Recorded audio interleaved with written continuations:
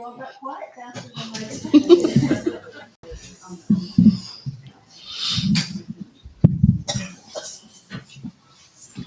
Okay. Good evening, everybody. Welcome to the forum, sponsored by the Shaker Heights chapter of the League of Women Voters of Greater Cleveland.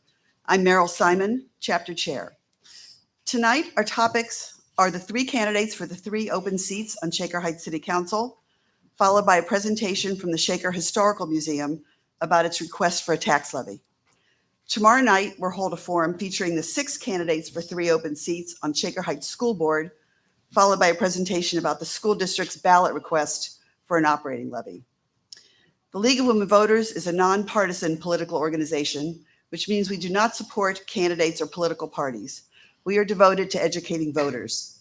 We work for informed and active participation in government and for good government policies. We may take positions only on issues after a study has been conducted.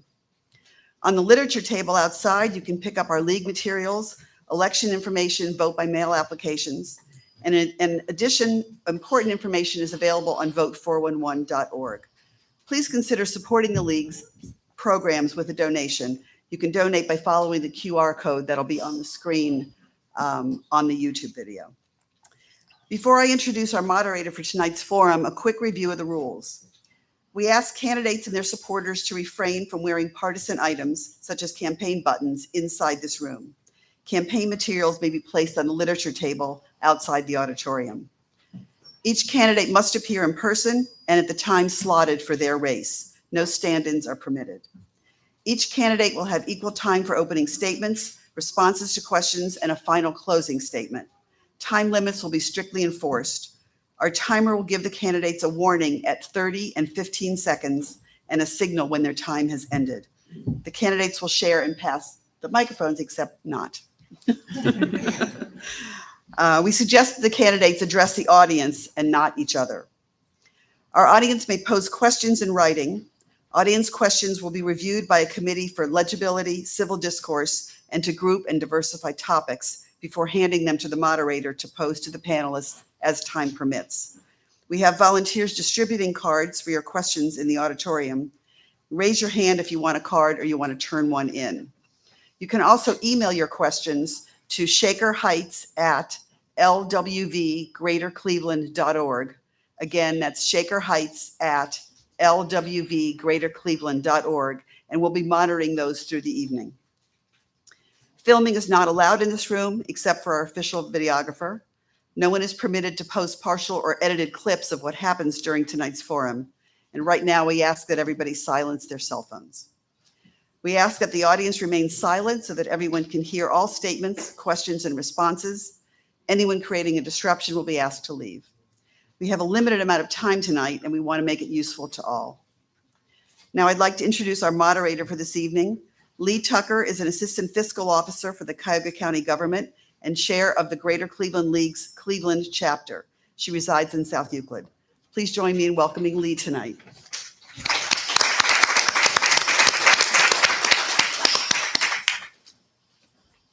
Good evening. Thanks, Meryl. We're going to go ahead and get started. Tonight's forum is for voters to hear and learn about the candidates. It's not a debate. This league forum is for the expression and exchange of views upon which democracy depends. A few background items. City council members serve 4-year terms, staggered so that 3 seats are open this election, while 4 incumbent council members are midterm. They earn a salary of $10,440. Council members do not have wards or neighborhoods. They each serve the community at large. They oversee an annual budget of roughly $64 million for operating and $9 million for capital. City council members generally have 3 council meetings and work sessions plus committee meetings each month. We have asked each candidate to prepare an opening statement describing their training, how they view the job of serving on council, and how their skills are relevant. We drew lots to determine the speaking order tonight. First up will be Mr. Neil Kaus. Next will be Mr. Orlando Alvarez, and third will be Mr. Peter Chingalis. We're going to rotate the questions, so each candidate will be asked the question, but it won't always start with Ms. Kaus. It'll go down the table. So for questions and answer period, I remind the candidates to please stay within the allotted time. You're allowed 1 minute for each response, of course, 2 minutes for your opening statement. The league prepared a few questions for all candidates based on public input. Then we will turn to the audience questions. We'll start with Ms. Kaus. Thank you. Good evening, and thank you to everyone here tonight, the organizers, my fellow candidates, and most importantly, the residents who took time to be a part of this conversation about our community. My name is Tennille Kaus, and I'm running to retain my seat on City Council. Our community deserves thoughtful leadership that listens, collaborates, and delivers real results. I am proud of what makes our city special: our diversity, strong neighborhoods, safe streets, and people who really look out for each other. But I also know we're facing real challenges. The cost of housing continues to rise. We have aging public facilities in the city, and we must find productive activities to engage our tweens and teens. That's why my focus is on 3 key priorities. First, economic development is vital to growing Shaker's tax revenue by attracting and supporting businesses. Second, affordable housing means everyone, from young families to seniors, can afford to stay here. This will mean taking a hard look at how our taxes are structured here in Shaker Heights. Third, city and regional collaboration is essential because we all benefit from working with our schools, libraries, and neighboring communities. This collaborative approach will help us find creative ways to engage our tweens and teens. I bring a practical, solution-oriented approach, one that's grounded in equity, listening, learning, and transparency. I'm more interested in getting things done for residents, employees, and friends of Shaker, and less interested in who gets the credit. I hope to earn your vote and your trust tonight because building a stronger community takes all of us working together. It's the Shaker way. Thank you. Mr. Alvarez? Good evening, and thanks everyone for being here, and thanks for the league for hosting this. I really appreciate the opportunity to be also here with my fellow candidates. My name is Orlando Alvarez, and I'm running for Shaker Heights City Council because I believe in giving back to the community where I live, a community that values engagement, participation, and a shared responsibility. In November, it'll be 5 years that we moved back to Cleveland and specifically to Shaker. My husband, Ned, and I moved here 5 years ago.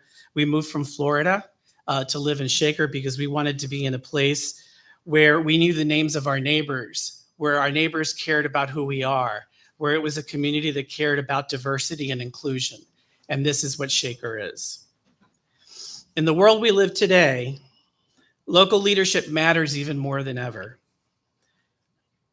Decisions made about how we grow, how we spend tax dollars, and how we move those cities forward is very, very crucial and important.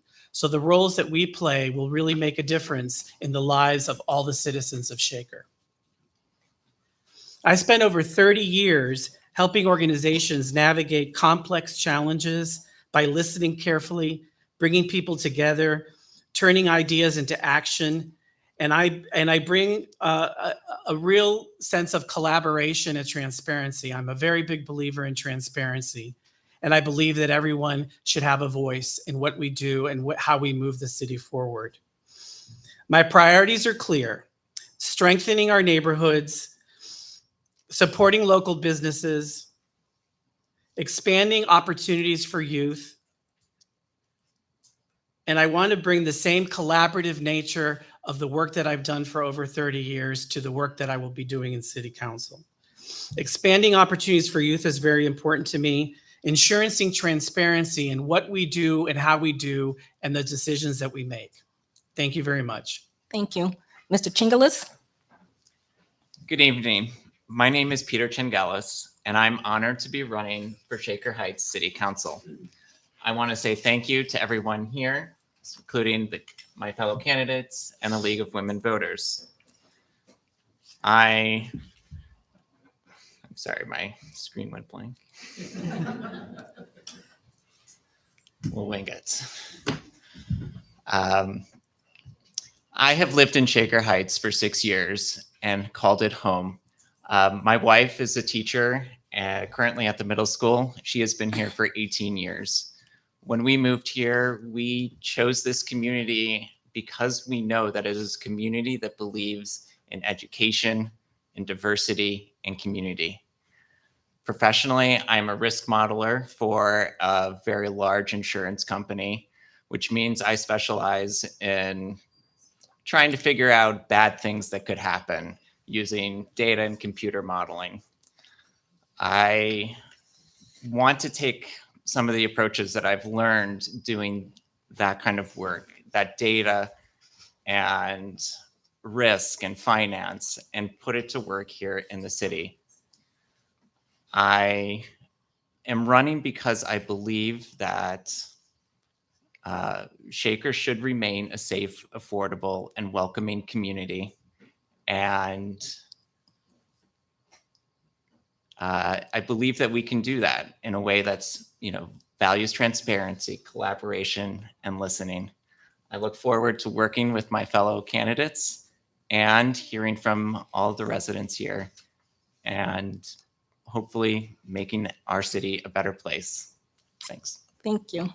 Okay, we'll start with a couple questions, and we'll start with Ms. Kaus. With your council seat already secured, what work are you doing to prepare for your role and responsibilities? And what is your community outreach?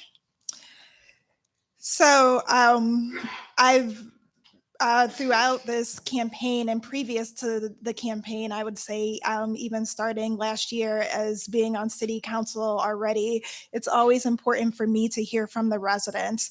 So Shaker is the most block party community, I think, in the world.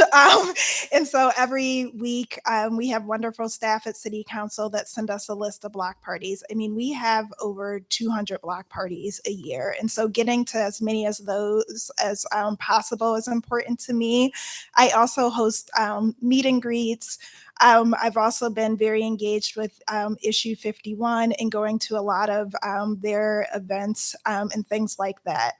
My daughter keeps me, I have an 11-year-old daughter. She keeps me very engaged with the younger crowd, lots of soccer games, basketball games, dance classes, etc.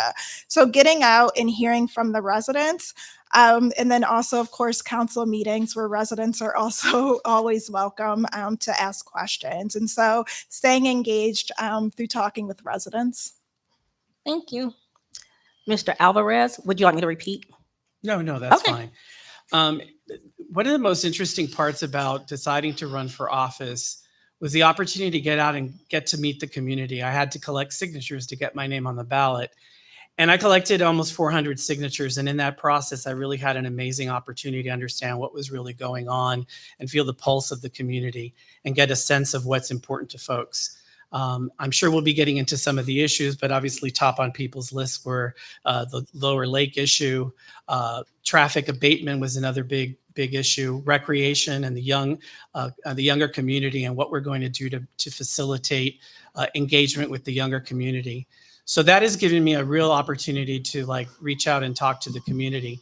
In addition to that, I went and got a tour of Lower Lake. I spent time really understanding all the facts that are available currently around that issue. I spent some time with the mayor. I've spent some time with some of my future colleagues, hopefully, and really trying to understand what the work is, what the job is, and what it entails. And so I feel like I'm taking advantage of this time. We're in a unique situation because we're really not competing for the role. We're pretty much all going to be in office because there's 3 slots and 3 opportunities. So, it's real opportunity to really get to know and learn the community in advance. Thank you. Mr. Chengalis? Chengalis. Thank you. I knew it was It's like, we'll get it. We will do. In some ways, I feel like this is a role I've been preparing for almost my entire life, ever since, SimCity 2000 came out in 1996, and I got to sit around and pretend to be a mayor. So obviously, the real life version of that is not the same. And I've been taking the opportunity to attend the city council meetings and listen to some of the committee meetings to know what the issues are that are coming up, and trying to understand as well what some of the best practices are that other communities have adopted in order to understand what would be great for our community. In addition, I've been getting out, talking to people, letting them know, hey, by the way, I'm going to be on your city council next year. So if you have anything you want to communicate, feel free. And it's just been great. Thank you. Next question, we'll start with Mr. Alvarez. The city has just spent several years analyzing sewer overflow and flooding in the Lomond neighborhood, leading to construction of improved sewer lines this summer. What do you see as the next big infrastructure project the city must tackle?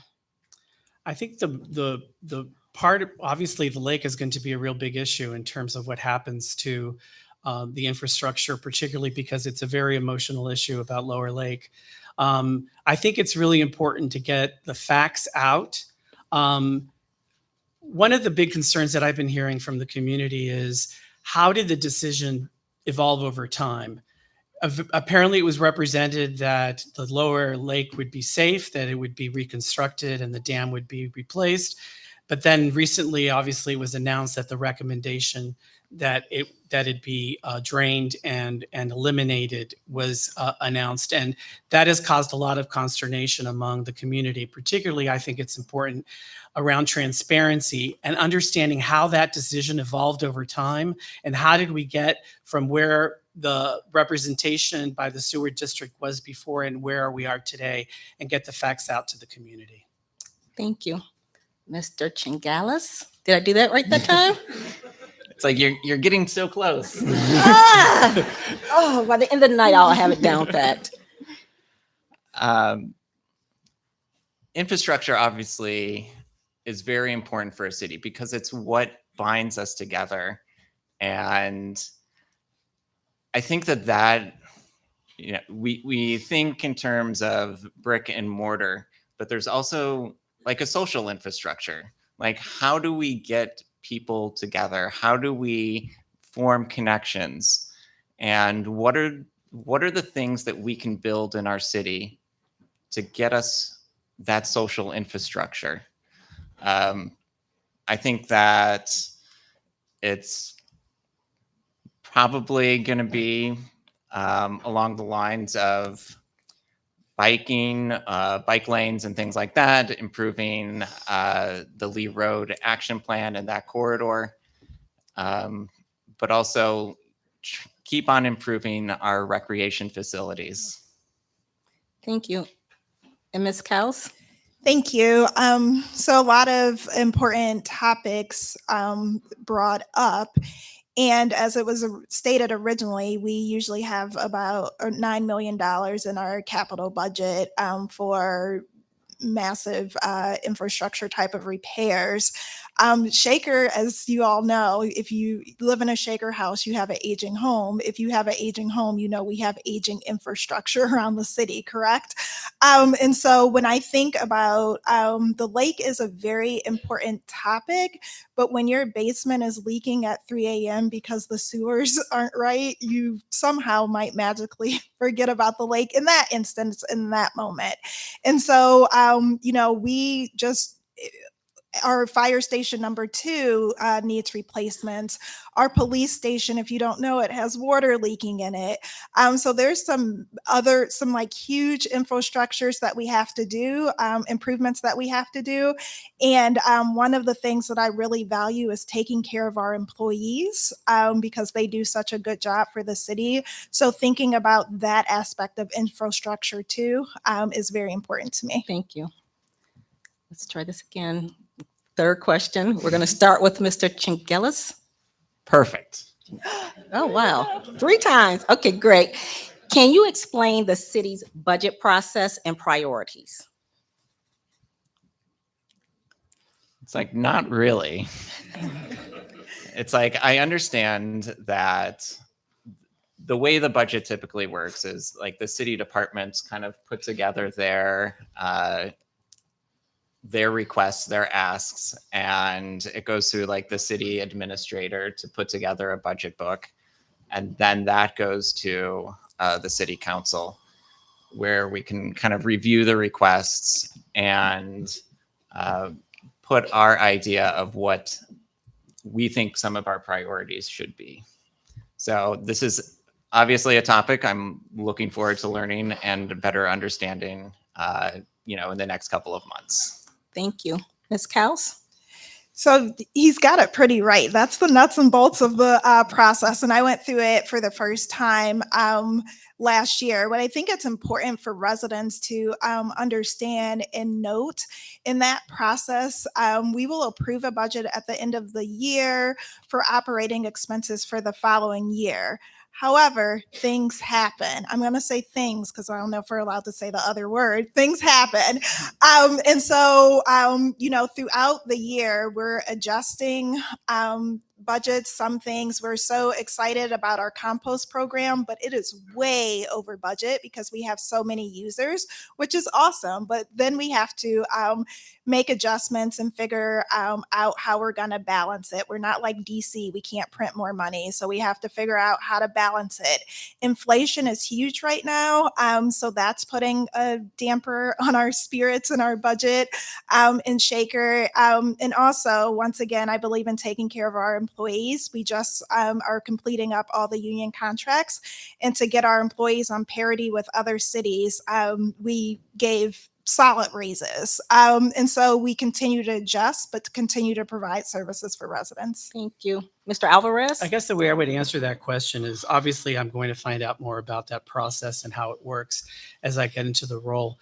But it seems to me that one of the biggest things to consider is the prioritization and thinking about the finite number of dollars that are available and what the priorities of the city are, along with whatever happens in a critical emergency state. So we have to be real good stewards of the dollars that are available and really think about prioritizing those things that are really crucial and important for the city and having those discussions and figuring out what we need to do first and what has the most critical need at the time, because there's not enough dollars to fulfill the request and or the desires of the community. So we have to be, and I think that's where judgment and experience around prioritization and thinking about strategically what the organization needs in the short term and in the long term, and making those decisions based on sound judgment.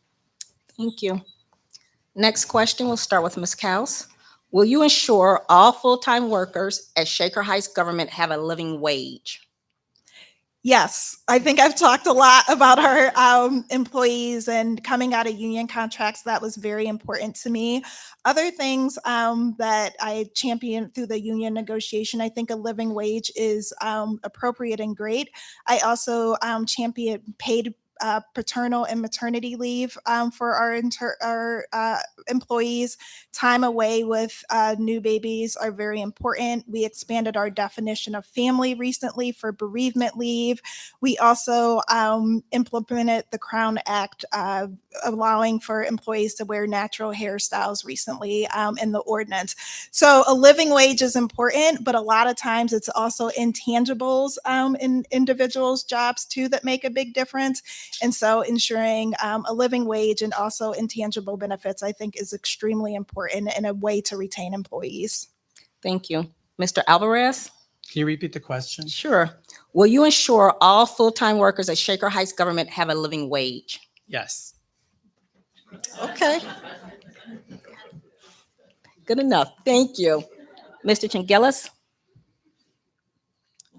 I honestly don't know enough about the process or the city and the budget, but I believe that this is definitely a goal that we need to be working towards, whether it's this year or another year.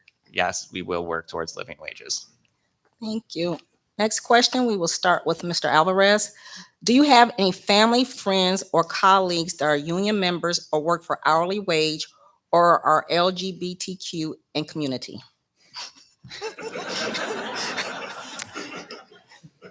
Yeah, I know a couple. I mean, yes. And then again, part of the reason why I moved to this city was because of its diversity and its inclusion and how all diversity is embraced. And I think that's just actually one of the most beautiful things about Shaker. My husband and I have never felt in one moment, anytime that we're interacting with anyone in Shaker, any kind of discrimination or being slighted in any way. So that's why I was motivated to do this. I do believe representation is important. And I do believe that having role models in places of roles that are important for the city are important as well. So yes, I do. Thank you. Mr. Chingilis? Yes to the question. I also want to highlight that while we are a community that values diversity and inclusion and everything else, the things that are important to us all. Like, we want to be safe. We want to have an affordable place to live. And those are things that go across all of the, our identities. And well, it's important that we recognize these different identities and that we have that representation. We also need to recognize that we all share the same values and we all desire the same things. And that's what we're going to work towards. Thank you. Ms. Kaus? Thank you. So at the age of 1, I lost my parents. So I was raised by my grandmother, and my grandmother worked at General Electric. So I come from, she worked on the assembly line. So I come from a union background and a union family. That's always been important to me. My aunt, prior to retirement, was a Cleveland police officer in the union, etc. And my daughter's looking at me because she's like, that's a weird question. Do you have LGBTQ friends? Who doesn't?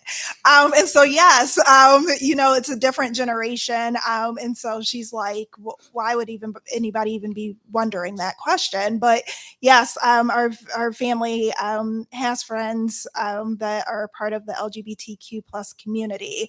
I think in general, Shaker really values diversity. However, as we know, we're always striving in Shaker to do better. And I think there's room for improvement for us to be even though we are a welcoming community, to be even more welcoming and to make sure everybody always feels welcome in our community. Thank you.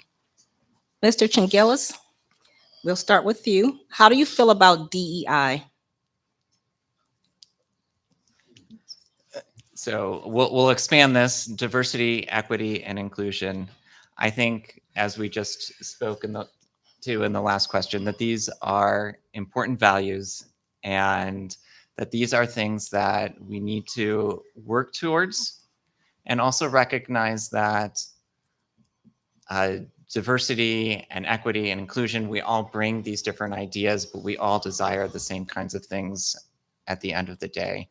And we work towards these things by recognizing that. Thank you. Ms. Kaus? Thank you. So I'm an extreme supporter of diversity, equity, and inclusion. Some of my previous role at the Legal Aid Society of Cleveland was the director of DEI. I think, as most people know, we do have an individual, one of the few cities that has an individual that everyone is responsible for DEI at the city level, but this person takes a leadership role in that. Colleen, she does a fantastic job, and I think that more resources and more collaboration with the library and the school system will go a long way to helping us reach our DEI goals. It's always a work in progress. We will never reach the finish line, and we should always be striving to improve. But any way that I can lend my expertise in the previous work I've done to support our community in advancing those goals is something that I prioritize. Thank you. And Mr. Alvarez. I don't think it's a surprise to anybody that DEI is under attack in this country. And we live in a world where, particularly in this country, where the word DEI has been taken totally out of context. and usurped for political reasons. I serve on the board of the Diversity Center of Northeast Ohio, and I chair their strategic planning committee. And I will tell you, when the regulation came down that organizations had to that were focusing on DEI were going to be defunded by the government, or they wouldn't find the support from the government, a lot of organizations like the Diversity Center came under attack.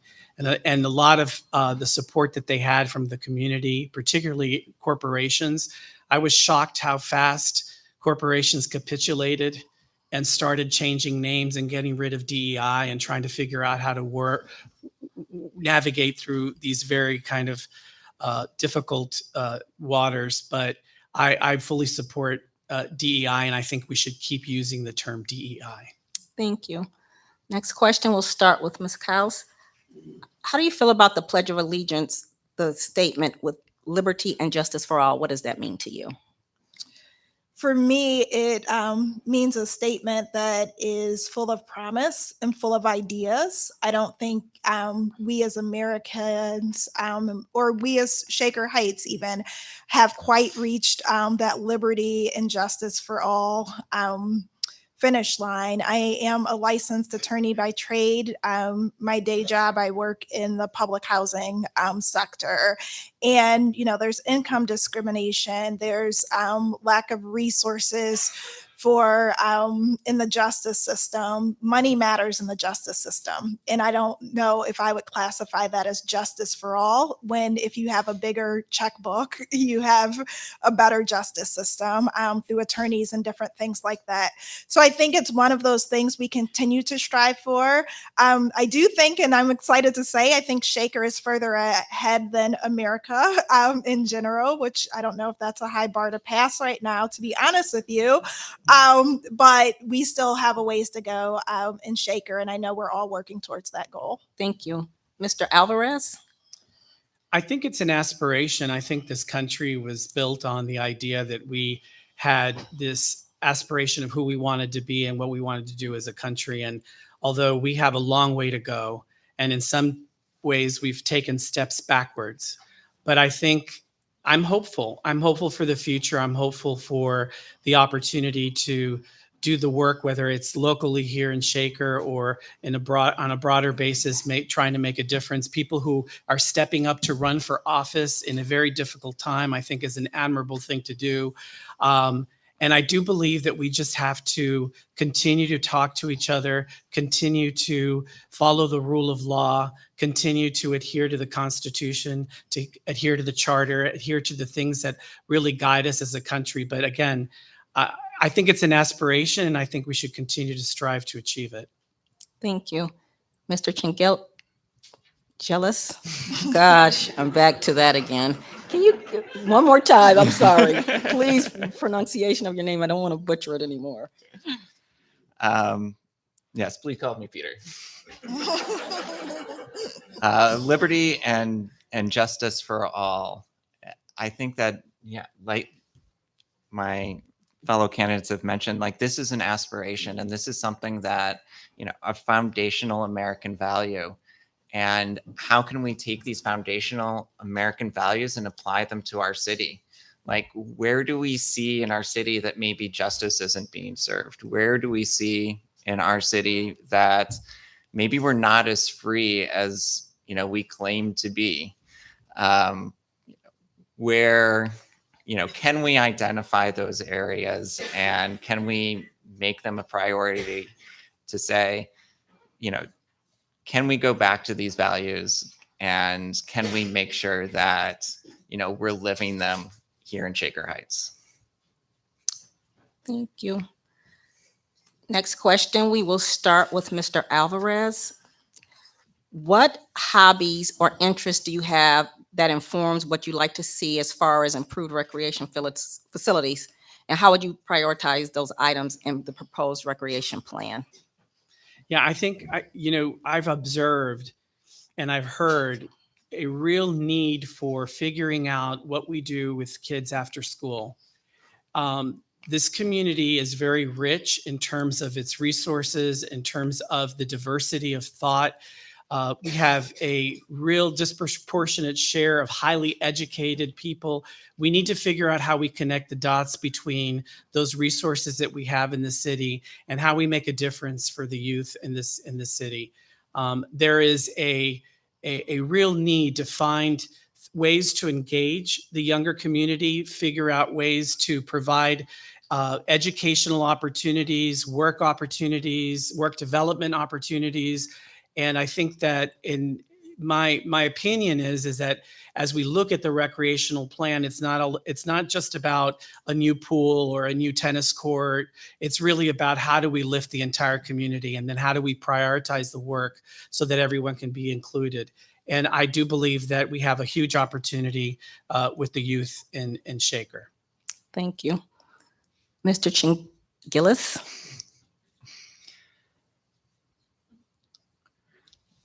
Thank you for the question. I think my number one recreation activity is walking the dog. It's like every few hours, I've got to be out there walking her around.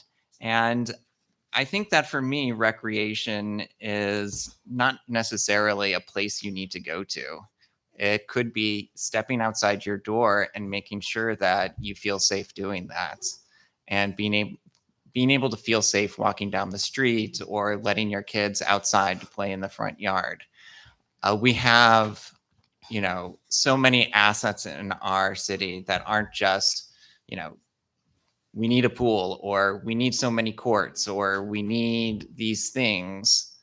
When we have the opportunities to really maximize everything that we have, in addition to adding these additional amenities. Thank you. And can you repeat the question, please? Thank you. Yes.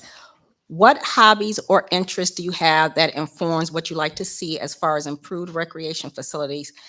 And how would you prioritize those items in the proposed recreation plan? Thank you. Mhm. So I am a mother of a very active 11-year-old. So my hobby is being a mom, because that's all I have time for outside of my personal work. So, I mean, I think that when we think about our recreation, I think that we have to think about intergenerational recreation. So I think it's very important. We have a group of tweens and teens that really need something productive to do in our city. But if you look at the demographics and the census numbers, we also have an aging population in our city. And the rest of us in the middle, we generally can find and kind of get and do things recreation wise with more ease. What I think we need to look at is public and private partnerships. When we're looking at recreation plans, we don't have to start a mentor program if that's what our teens want. Could we partner with Big Brothers and Big Sisters? Could we partner with Girl Scouts? Could we partner with the metro parks? And so I think looking at public-private partnerships to push some of these priorities ahead. Thank you. Next question, we'll start with Mr. Chingilis. Is that correct? It is? Wow, that's amazing. Okay, so what are you planning to do about the congestion areas, which are some of the congestion areas are Van Aken District, the Lee, Shaker, Rapid, Warrensville Center, and Chagrin? And what are you planning to do to help congestion in those areas? So they say that the only thing worse than too much traffic is too little. The fact that some of these areas are congested is actually a good thing, because it means that there's people there. And we can, we have all kinds of rules and regulations about, how much parking we need to have and these kinds of things. But at the end of the day, knowing that we have places that are attractive to people and bringing them in is a good thing. The best way to probably address it is to make sure that the things that are attractive in these particular locations can be spread across the city to additional areas, and provide alternatives besides just cars. So bikes, scooters, a safe walking route, these kinds of things, so that people have additional ways to get to those really attractive amenities. Thank you. Ms. Kaus? So if you think about where Shaker is positioned, we're an inner ring suburb, meaning that we abut to Cleveland. And so what we have is the traffic from our neighboring communities coming through a lot of times to get to work downtown or activities, et cetera. So there are some long-term plans to actually reduce some of the lanes and different things like that to quite frankly, I think, detour people from taking Shaker and maybe taking another nearby suburb that might have more lanes and might be a little bit quicker. It's also to improve bike safety, et cetera. I'm hoping that we continue working closely with the RTA. The mayor is on the RTA's board so that residents and people coming to the city will revitalize public transportation again. And then the other way to do it is through zoning, making sure that enough parking spaces are built to new construction buildings and different things like that. Thank you. And Mr. Alvarez? Well, I'm very, very concerned about congestion and traffic coming through our city. I live on Lee Road, and I stopped counting the times that there are accidents on the corner of Lee and Woodland and Lee and Shaker. Making a left off Lee to get on to Shaker is taking your life into your own hands. There's an accident every single week in one of those locations. And so in the long term, obviously, infrastructure building, figuring out what we need to do, ordinances, zoning, and everything. But in the short term, we really need to hold the city's feet to the fire to make sure that they are doing everything that they can to have speed abatement, to have strategies that help to slow down the traffic. It's not just the amount of traffic, but the speed of the traffic coming through our city. So for me, it's a very concerning thing. Thank you. Next question, we will start with Ms. Kaus. How would you divide the roles and responsibilities between council and the mayor? I would follow our charter. Because I don't think we have any other choice, and our law director makes us follow our charter, and I think that's a good move. I do think that there's times where we might want to change the charter, et cetera. And I think that obviously that would be up to the citizens and up for a vote. I will say currently being on council, I think that our council works very well. I think that my colleagues will be a great addition to council and work very well with each other. We also work well with our mayor. There is no drama. There just isn't. And we work well with our directors and the employees as well. And so the charter is very clear. And as long as we stay within our defined roles, and as a council person, we're your legislative branch, we set the laws. Thank you. Mr. Alvarez? I find it very interesting. I'm starting to find out more about how the city of Shaker works. I think it's really a strong mayor model. And I think there's a great sense of collaboration within the city council. I also find it interesting that in the last several years, there have only been 2 council people that had dissenting votes in like several years. So, that's really interesting to me. And so I think that clearly the charter should be the guiding document for how things are done. But I also believe that things can change and things sometimes have to change. And so I'm very eager to get up to speed on all the inner workings of the city, understand how everything works, and then figuring out if there's things that need to change. Thank you. Mr. Chingillis? Yeah, I just want to agree that, there are certain rules in place and we have to follow those. At the same time, the city council is the group that makes the rules. They get to, pass the laws that the mayor and the city administration has to follow. We also get to approve a budget. So our priorities get to come through. And as Orlando mentioned, we, are a very, city council is a very collaborative body, tend to work towards a consensus and figure out, what are those rules? What is that budget? How do we get to our values and make sure that, what we want as a city is what gets implemented. Thank you. Next question from Mr. Alvarez. What economic development projects will you support? Well, I think we have to support small businesses. We have to encourage, business interests to come to our city and to help build that. The reality is that we live in a city, Cleveland in the broader sense, has a declining population.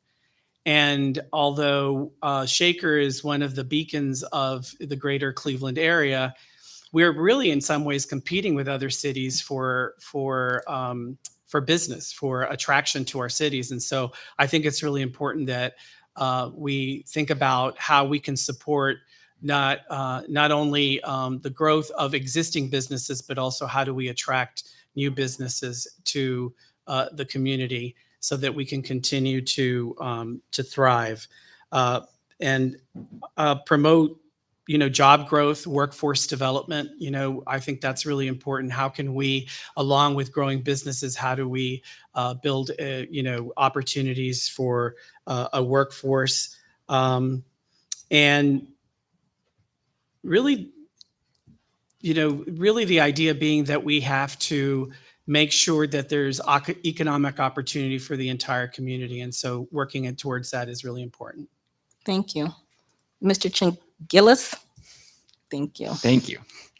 I think economic development is one of the most exciting things that we can do as a city.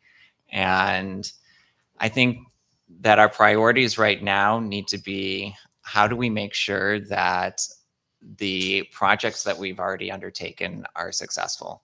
How do we make sure that the Lee Road Action Plan, we are getting $24 million in grants to see this project through? Like, how do we make sure that that's a success?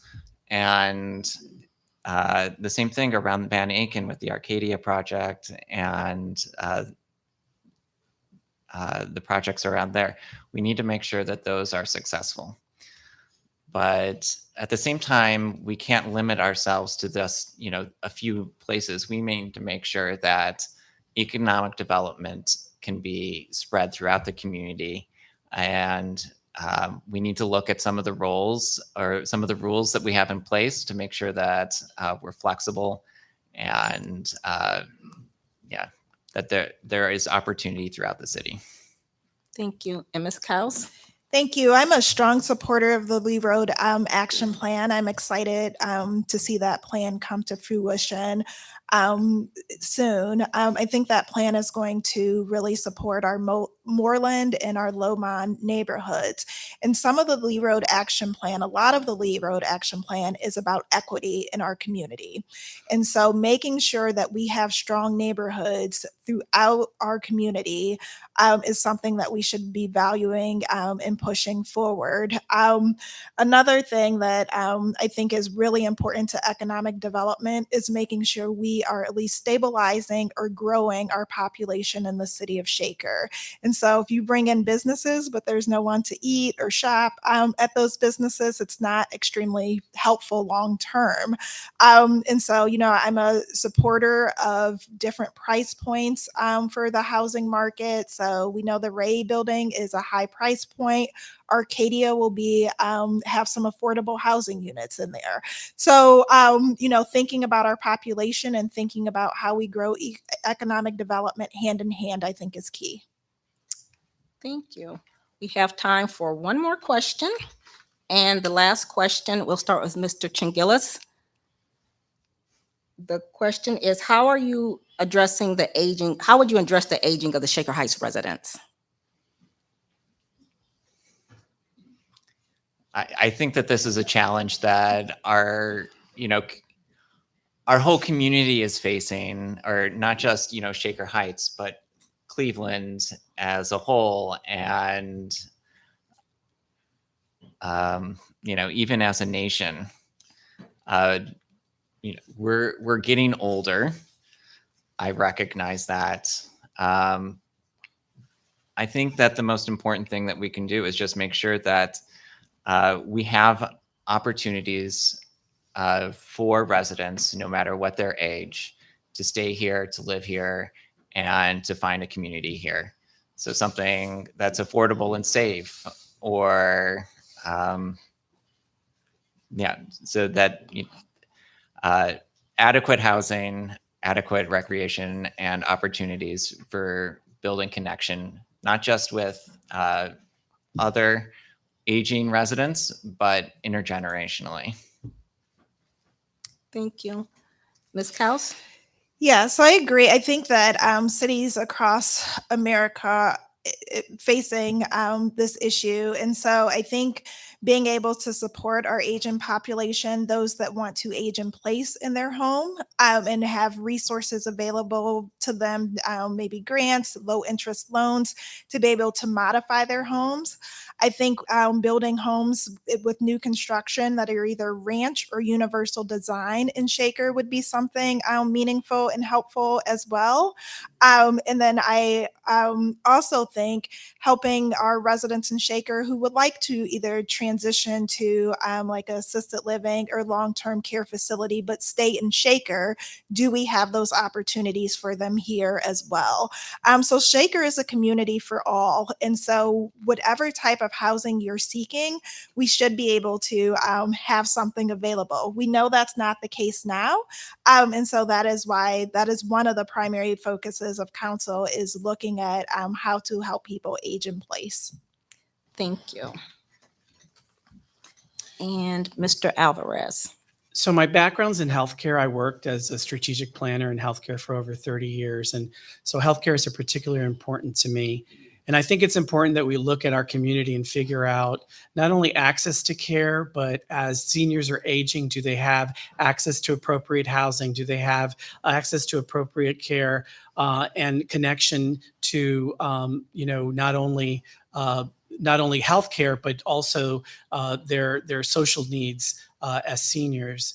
I think it's important for us to really understand the demographic, understand what the needs are, listening to the community, and making sure that we're not just deciding what people need, but understanding what their needs actually are and prioritizing them. I actually shared with the mayor, I have a particular interest in healthcare because in a community where you have the Cleveland Clinic and UH, there are still people who don't have access to care, who can't afford care, who have difficulty, don't have healthcare education. So I think, as a city, it's incumbent upon us to make sure that the status of our seniors are taken into consideration, and we need to figure out ways in which we can help improve that. Thank you. Now we're going to do our closing statements, and our closing statements will be 1 minute. And I'm going to start with Mr. Chingilis, and then Mr. Alvarez, and then Ms. Koss will go last. Thank you. I just want to say thank you to everyone for coming out and taking the time to be here, and for taking the time and thought to put in questions. I know I have struggled through some of these questions. It's a learning process, and I'm excited to be here and to learn from everyone, and to serve you for the next 4 years. Thank you. Mr. Alvarez? Thanks to everybody for coming out tonight, and thanks for the league for hosting this, and thanks to my colleagues for being here with me.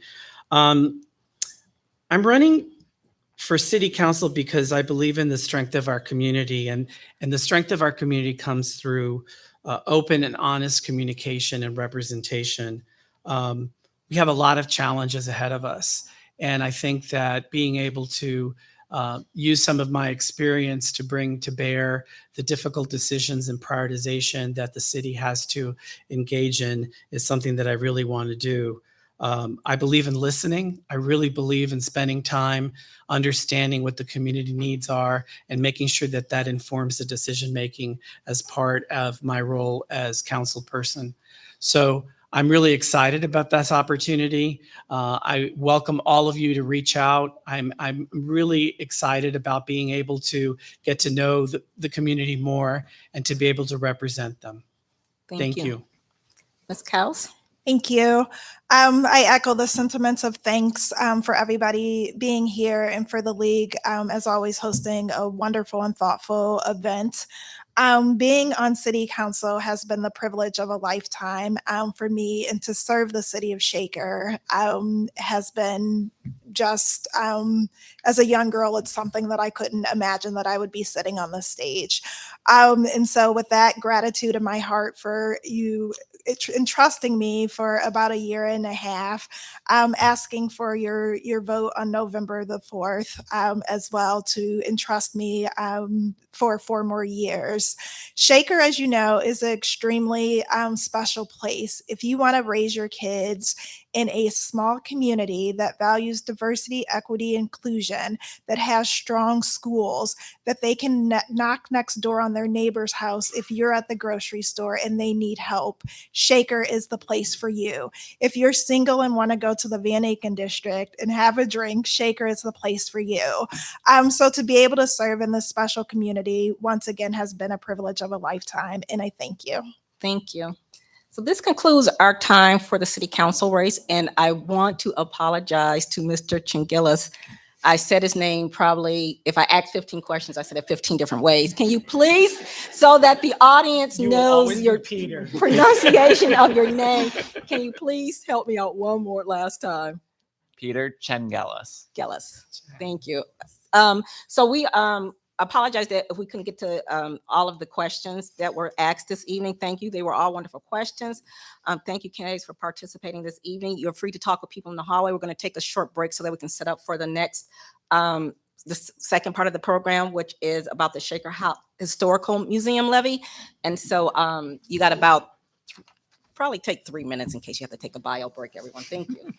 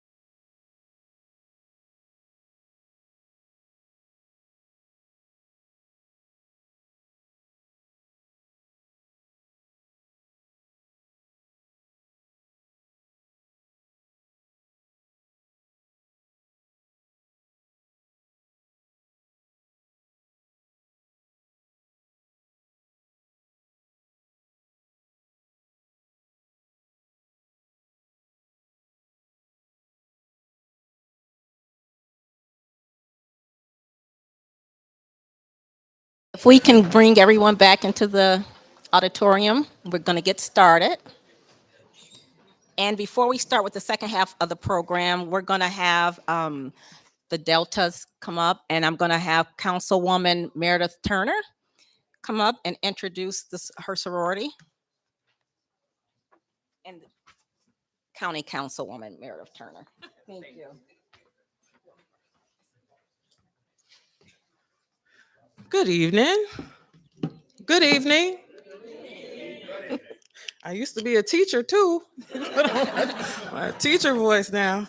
I'm at that age where I have to take off my glasses and see my phone, but put them back on to see you. So I'm honored to bring greetings on behalf of my chapter president, Teresita Jones Thomas, and the Greater Cleveland Alumni Chapter of Delta Sigma Theta Sorority Incorporated. And we would like to thank the League of Women Voters for this amazing partnership.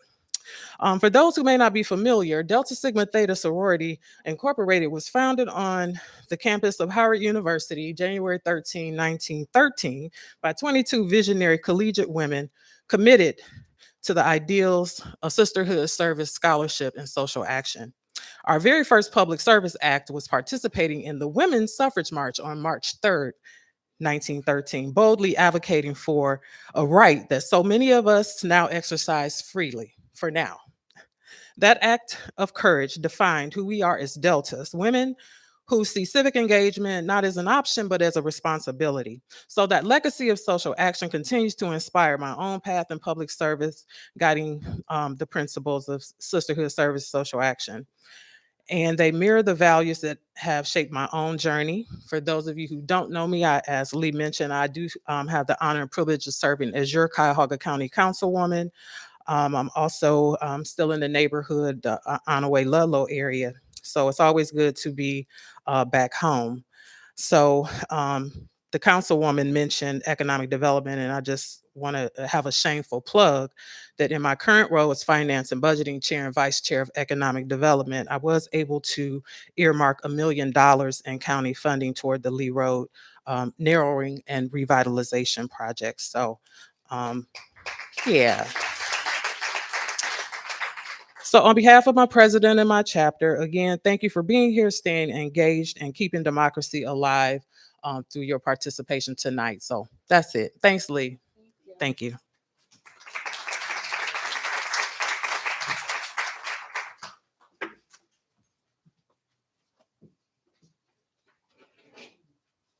Hi, everyone. Good evening. My name is Hazel Smith. I'm the campaign manager for Vote Yes on issue 31. I also have a couple of my colleagues here today who will help me answer some questions. We have Keith Arian and Joffrey Doring, who are on our Levy committee, and then Brianna Trelevin, who's the executive director of the Shaker Historical Museum, and she's here in her personal capacity supporting the Levy tonight. So I'm really excited to give you all an overview of what this levy is. It might be new to many of you. You might have never visited the Shaker Historical Museum, or you might be very familiar with us. So I'm just going to give a brief overview of why we're here and why we're on your ballot in November. So this first video is to just give you an overview of what we're doing here today. You should go back, and then there's just a play button at the bottom. Shaker Heights stands out. From the city's origins as one of America's first planned communities to its nationally recognized historic sites, its neighbors who champion integration and progress, and its stunning architectural gems, our history defines us. Our local history belongs to all of us, and it deserves a home where it can be preserved and shared. For nearly 80 years, the Shaker Historical Museum has been a cornerstone of our community, welcoming students year-round, preserving thousands of artifacts, and offering programs for all ages. This election day, November 4th, the museum needs your support. Vote yes to save this treasured organization for future generations. Your support will cost the average Shaker household just $34 a year. With your help, we can keep sharing the stories that make our community unique.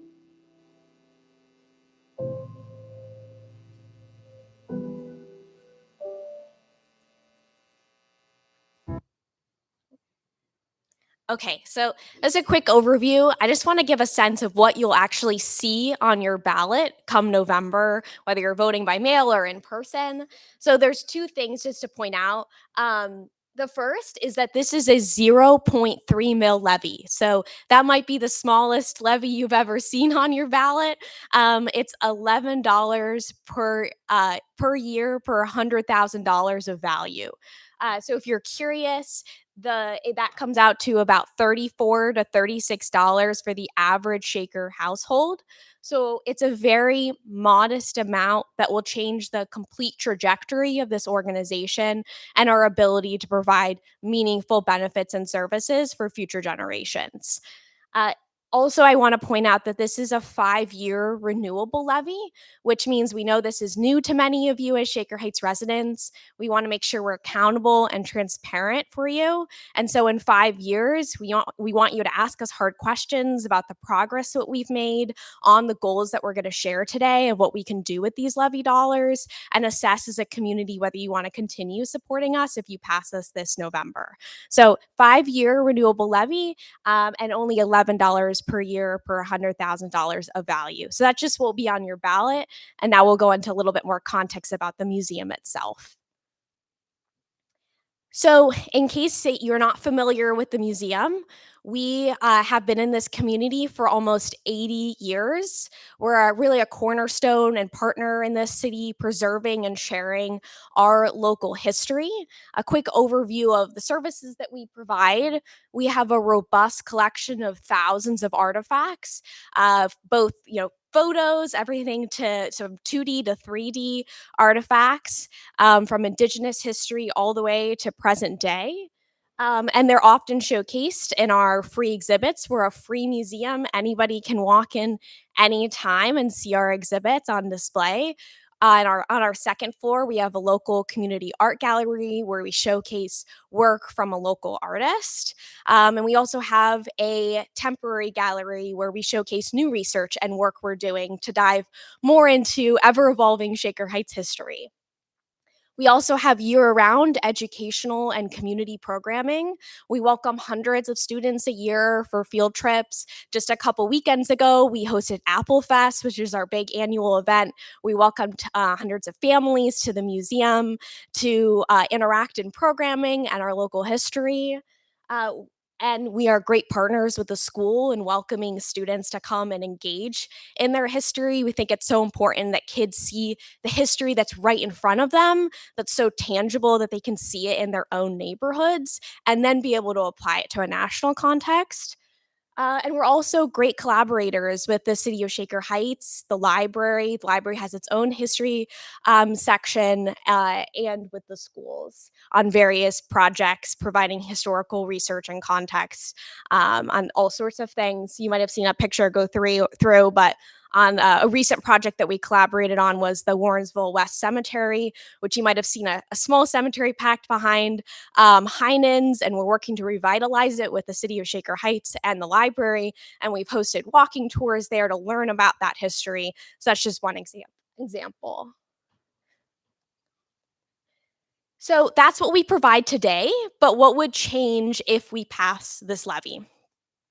The summary of it is that right now, and I'll give more context later in the presentation, but the museum, like so many museums across the country, are operating on a shoestring budget where we're really only able to currently provide the services we are, keep operations going, pay staff month to month.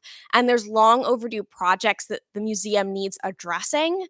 And we want to ensure that this community continues to have a home for our local history where people can come and engage in that history. So a few things that would change that we'd address with these levy dollars with stable, sustainable funding is, first of all, every Shaker Heights resident would become a member of the museum. So yes, this is access to member discounts and programming, but most importantly, it's a shared investment in our history. We believe history belongs to all of us. Everyone should have an equal stake in the stories that we tell, and it should represent all of us.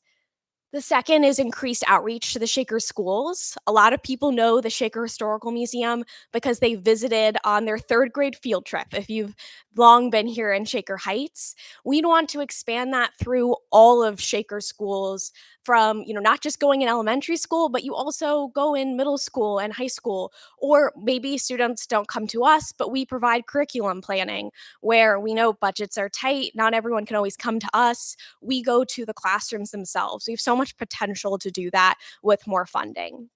We also want to update and modernize our exhibits. Our exhibits are more than 20 years old. It's one of our biggest priorities to update them to represent more comprehensive, complete history of Shaker, but that entails capital that we don't currently have. Um, Also expanded programming and collaboration. Like with the schools, we've made a huge effort over the last 5 years to have programming in our community, in our neighborhoods, walking towards those specific neighborhoods, collaborations with partner organizations. We can do so much more of that. And then finally, improve collection storage so that future generations get to learn from these same artifacts, some of which are more than 200 years old. So just the bottom line is that we really want to ensure that our local history has a home in this community. And this is the sustainable and stable way to achieve it by going on the ballot in November. So we've been talking a little bit about our financial situation. So I just want to give kind of an overview of how we got here today. So the museum depends on heavily unreliable sources of revenue. This is, we're not alone. We're in the boat with so many other cultural and nonprofit organizations and museums all across the country that are really struggling alongside us, where our revenues have really fallen because less people are giving large amounts of money to museums or leaving money to museums. And also, we have a fall in super volunteers, which is volunteers that we call it dedicated huge amounts of their lives to organizations. That's just no longer what happens anymore. This museum itself was founded on a women's committee that women who didn't work, and so they spent tirelessly amounts of hours building this organization into what it is. But that's not the current reality of this moment, and so we've had to replace some of those volunteer roles with staff. So our costs have gone up a lot, and this is very common for a lot of museums. And so what has this resulted in is that we operate with a large deficit of $117,000 a year on average. We've faced financial insecurity for a long time now and really believe we have exhausted every option on the table to remedy that issue on our own. We've cut costs anywhere we can, but cutting costs in any more meaningful way will mean that we can't execute on our mission of preserving and sharing this local history and ensuring it has a home in this community. So this is just kind of a diagram that shows you exactly what we're facing here and the urgency. And so if we just click to the next. Yeah, so this arrow shows that our investment account will be depleted in just 3 years because operating with that large of a deficit means that we have to draw unhealthy amounts from our investment account and stopgap funding to cover those expenses. And in 3 years, we won't be able to do that anymore. So we've been searching for a stable, sustainable model that the community supports and that the community can be part of to sustain this organization for future generations. So, like I said, we've also been searching for a solution that doesn't just patch that deficit hole, but ensures that we are meaningfully improving the services and benefits that we're providing today. We see this as a moment for the organization to turn a page and reach the potential we know we have and haven't been able to because we've been operating with this budget. So, as I've said before, so many museums are like our own. This might be new for Shaker Heights and for many of you, but it's really not new for Ohio. In 1988, which is how we discovered this to even be an option, the Maslin Museum was the first to go to the ballot. And because they were also facing these similar issues all the way back then. And so many other museums, the Shaker Historical Museum, size or smaller, have also gone to the ballot and sought community support, and that's how they're still around today. So just if you're curious about how this is, you might have just seen the schools and library be on the ballot. There is an Ohio Revised Code statute that says a free museum of art, history, or science can go to the ballot for public support. So just a quick summary of what we talked about before your questions. First of all, the Shaker Historical Museum has been around for 80 years, preserving and sharing our shared history. We really believe and are obviously all very passionate about that our history in Shaker makes us unique. It's why so many people move here, why people stay here.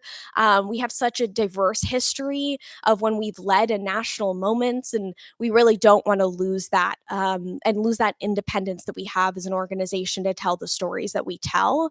And then just a final, also just reminder to end this is that we're asking for $11 per year per $100,000 of value, so a 0.3 mil levy to achieve this. That will just make all the difference, and we hope you see that too, and vote yes on issue 31 on your ballot and on November 4th. Thank you.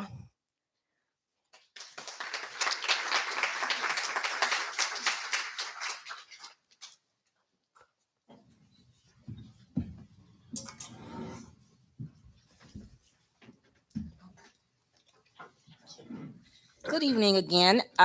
Thank you for that presentation. We have a few questions from the community. Okay. Sorry. Mhm.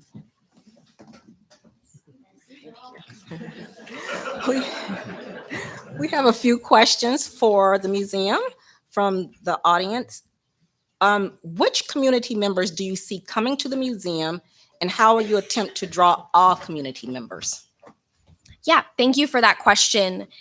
In the past 5 years, our staff has really made it an effort to not just, like I said in the presentation, expect members of the community to come to the museum itself, but also do programming in the neighborhoods themselves. We've held walking tours in partnership with, for example, City Councilwoman Carmela Williams and Moreland.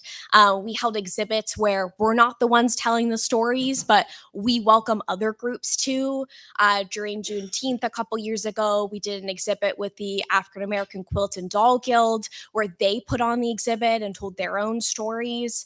And so we were making every effort to have, with our current budget, to have as much comprehensive and diverse history told, and to make sure that everyone feels welcome at the museum.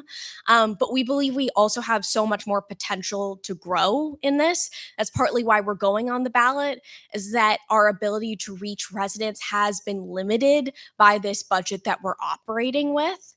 And that's made it really difficult to expand the programming that we have. And so we see the levy as an ability to achieve those goals. Thank you. If the levy is approved, how will the museum inform the community about its use of levy funds? Yeah, of course. We've thought actually a lot about this because we want to be as transparent with the community as possible. First of all, we're always open to feedback at any time about the stories that you want to hear told at engagement. But also, in 5 years, we plan to execute a whole public education campaign about. We just laid out our goals here. Obviously, changes aren't going to happen overnight, but have we made progress towards them? Have you seen us more active in the community? Have your kids come home from school and talked about the Shaker Historical Museum visiting their classroom? Have you seen the tangible impact that we've talked about working towards and that these levy dollars would make possible? So certainly that's why we also chose this to be a 5-year renewable levy, because we wanted residents to have that ability to come back to us and share their feedback, and for us to share what we've been working on. Thank you. And you did mention in your presentation that the museum could potentially run out of funds if a levy wasn't passed within 3 years. But what is your likely next steps for funding if the levy is not passed or approved? Yeah, thanks for that question. We get it a lot. Like, what's your plan B? And I'll just be honest with you. We're here today because there isn't a plan B. We don't take this lightly at all, going to the taxpayers. It's not something we wanted to do.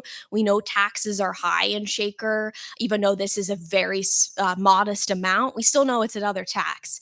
And so it's something we don't take lightly, and we really exhausted every other option foreseeable on the table for us to achieve this sustainable, stable funding, and weren't able to bridge that deficit gap. And now we're at a point where we have 3 years to really save this organization and make sure that it can continue to provide benefit to future generations. And that's why we're here today. Thank you. Shaker is a tax burden heavy, especially for seniors on fixed incomes. Why not sell the property and work with the library and their already established local history research department and collections? Their archives and archivists should be able to collaborate with you. Why not consider this? Yeah, I really understand that question.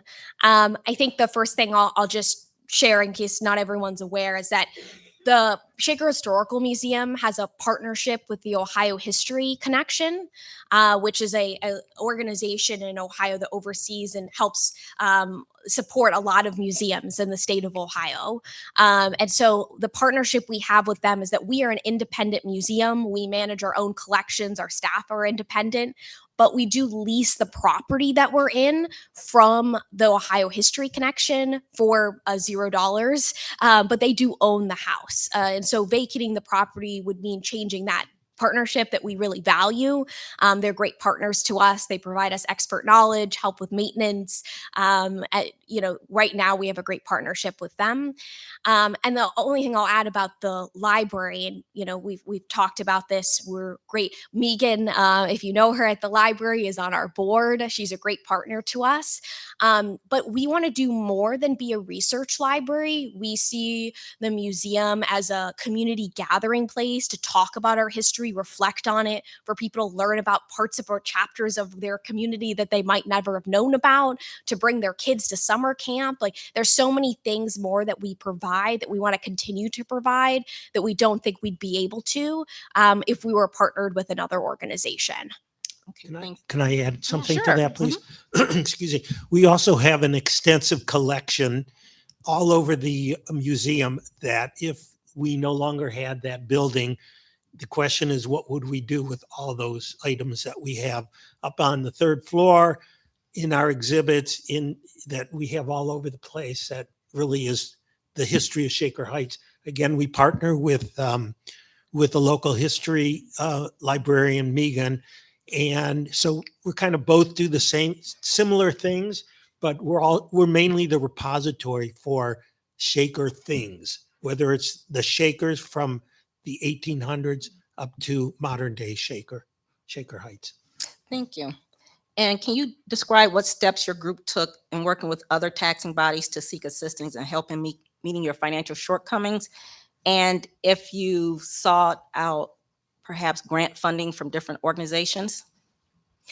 Yeah, just to start with the grant funding piece, that's part of where a lot of small organizations and museums like ours, and I'm sure Brianna can add to this, where we've been struggling because so many museums are in the same boat here, where we have rising costs and less revenue coming in. And so we're all going after these very competitive grants, and it's difficult to get them. Our current leadership, Brianna, has been amazing in getting a lot of these grants and going after them, but it's not a sustainable source of funding that we can rely on. And then also to add in, I'm sure many of you have been following the cuts at the state and federal level that we've been witnessing. A lot of that has been, maybe not the top headline, but to history funding. And so we're even facing that with our partnership with the Ohio History Connection, where they're frankly telling us at this point where we shouldn't rely on funding from them. They give us an annual stipend every year that, hasn't done everything for us, but has certainly been a help. And we can't always rely on that. Getting us stopped, but I don't know if you wanted me to answer the rest. You can go ahead and finish. Okay. Yeah. Will you just say the first part of it? Yeah. Thank you. What steps did your group, a nonprofit, Yeah. work with other taxing bodies? And if you for assistance for your financial shortcomings? Yeah, so the museum has been, as I said, facing financial insecurity for almost more than a decade. So this is not a new issue for us. This wasn't our first option to go to. We've had long discussions with the library and with the city of Shaker Heights. The city of Shaker Heights was actually gracious to support us with funds coming out of the pandemic when we were in a really tough spot, to help us bridge that deficit for a few years and to ensure that we could continue to serve the community. But we know that that isn't a sustainable solution for the long term to continue to be supported. Obviously, you heard all the city council candidates talk about everything that they want to do in Shaker. There's a lot of priorities on the table. And also, like I said, we're not just looking to fill that deficit hole, but to create a sustainable future for this organization where we aren't in crisis mode every year and we're able to meaningfully improve the services that we provide. Does anyone want to add anything to that? I'll just pull this closer to me.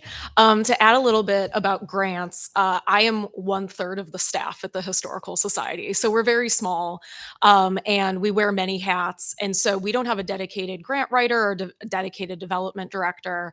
And so one of the challenges is having the capacity to write the grants, and as well as having the capacity to carry out the grants. So in theory, it sounds great to apply for a $100,000 grant, but if that requires a 50% match, where is that remaining 50,000 coming from? And where is the actual support in terms of staff support to carry out a project of that size? So something that has been a struggle for us for decades has just been finding grants that match the size of our organization, and the kind of projects that we are doing to improve, our ability to achieve our mission in the community. But the reality is that at this point, we're not at a place where those grants are ever going to offset completely this deficit. And then kind of going back to what Hazel mentioned, particularly when it comes to kind of what is happening with federal grants, we just announced on social media a couple days ago that we got a grant from the State Library of Ohio that is funded by a federal grant. And I just found out today that we don't know what's happening with that funding. So right now, particularly, is a scary time because even when we are successfully receiving grants, it's still nebulous as to whether we're actually going to see that funding. So it's not necessarily a sustainable resource, which is what we continually are going back to, is it's a traditional source of funding, but it's not sustainable. Thank you. So Can I add yeah, something? sure. Brianna's been great getting grants, but if anyone's involved in these kind of things, most grants are for specific projects. They're not for general operating expenses, with the exception of the Cuyahoga Arts and Culture grant, which we are a recipient of.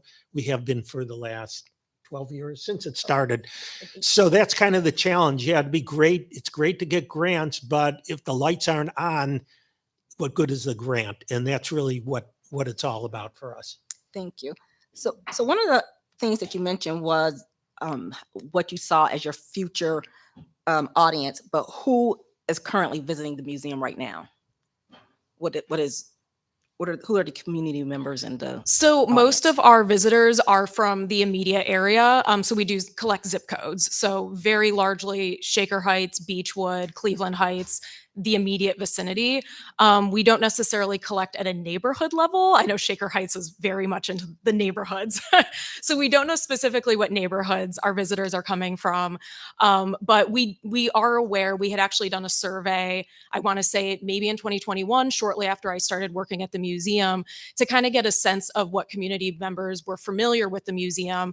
And one of the things that we heard was that some people did not find it welcoming because of the location, which is very understandable. We are located in a mansion on the most northern part of Shaker Heights. And so a lot of members of these, the neighborhoods on the south side of Shaker were not as familiar or didn't feel like it was for them. And as Hazel mentioned, we've been trying to do a lot to change that by doing more programs in those communities. We did a Moreland walking tour a couple years ago. Right now, we're actually partnering with some residents of the Lee Harvard neighborhood to do some cross-community collaboration to try to show like Shaker Heights is welcoming, Lee Harvard is welcoming, especially with the Lee Road Action Plan in place. And so There's, as kind of going back to the original question, that most of our visitors are the immediate locals. We've also, though, had, I calculated this the other day, an average of 35% of our visitors every year are from out of state. We get international visitors. And so one of the kind of unique things about us is that we are a tourist destination. We have people who are like, I was in Cleveland, I was looking up things to do, and you sounded really interesting. And that gives us an opportunity to support local businesses because we're telling people where you can eat, where you can shop. And it's kind of a unique thing for us compared to, let's say, the library, where you don't necessarily have tourists going to the library, but they might come to the museum to view exhibits